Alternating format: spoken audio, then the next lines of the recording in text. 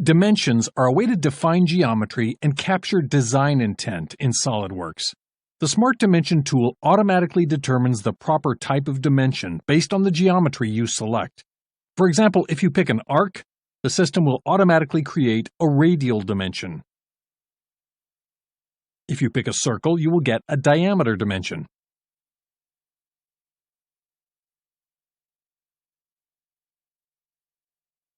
If you select 2 points or 2 parallel lines, it will add a linear dimension.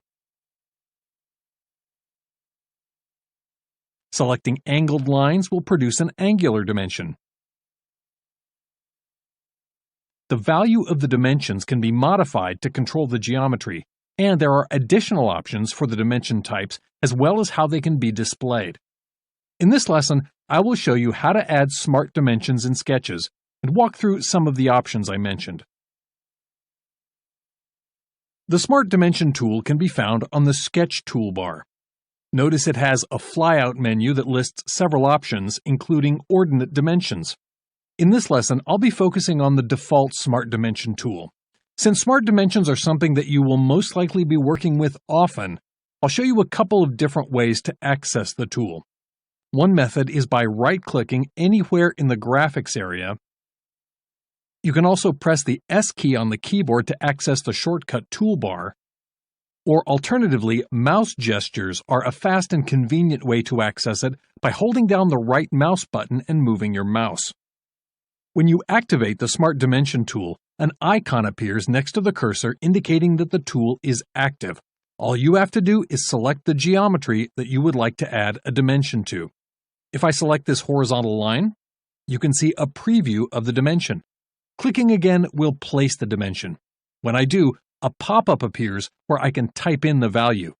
Notice there is also a spin box here, as well as a thumb wheel that can be used to adjust the dimension.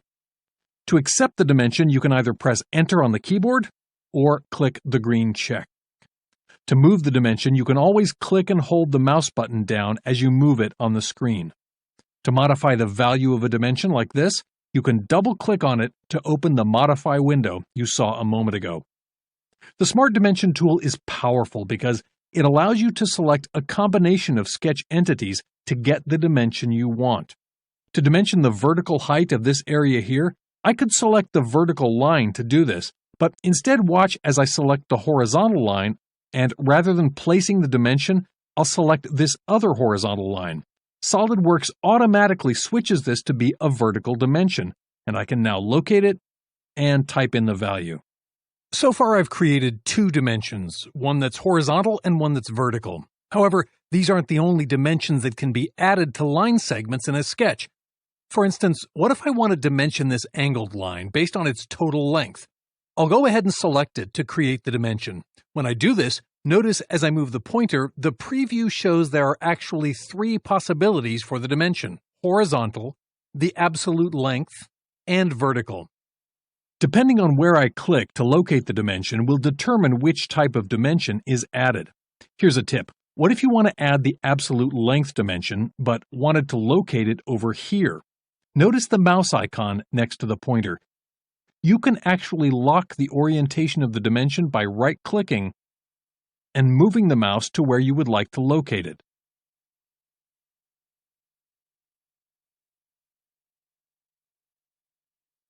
Right-clicking again will unlock the orientation. I'll go ahead and lock it and place the dimension here. I'll type in a value and click OK. In addition to these line segments, the angles between them can also be dimensioned.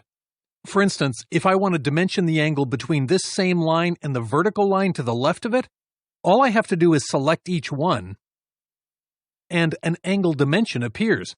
However, moving the cursor into different areas in the graphics area will change how the angle is defined. Be sure to select the correct angle you intend to dimension. I'll place it here, and add the value in the spin box, and click the green check. Let me switch over to another sketch to show you a few more options when working with circles and arcs. I'll go ahead and launch the Smart Dimension tool from the shortcut toolbar by pressing S on the keyboard. If I select this arc here, Notice SOLIDWORKS automatically previews the dimension as a radial dimension. I'll click again to locate it, type in a value, and click OK. If I next dimension one of the circles, you can see from the preview that this will be a diameter dimension. When dimensioning between two circles or arcs, there are a few more options that I would like you to be aware of. Notice as I select both of these circles, SOLIDWORKS automatically connects the leaders to the center points of each circle. I'll go ahead and add this dimension and show you some options in case you ever need to adjust this. If I highlight the dimension, you can see its property manager appears. Here you can adjust the properties for the dimension's value, such as its tolerance and precision, and quite a few others. If I switch over to the Leader tab and scroll down, there's a section called Arc Condition. Here I can control where the leaders of the dimension are attached, such as the minimum condition for each or the maximum. Let me show you another way to control this graphically. I'll click OK to dismiss the Property Manager. If I click on the dimension to highlight it, notice the dots that appear where the leaders connect. These are drag handles that you can move by clicking and holding down your mouse button and dragging them. You can even attach these to different sketch entities if you wish. Before wrapping up, I'd like to switch over to one last sketch to show you a couple more options.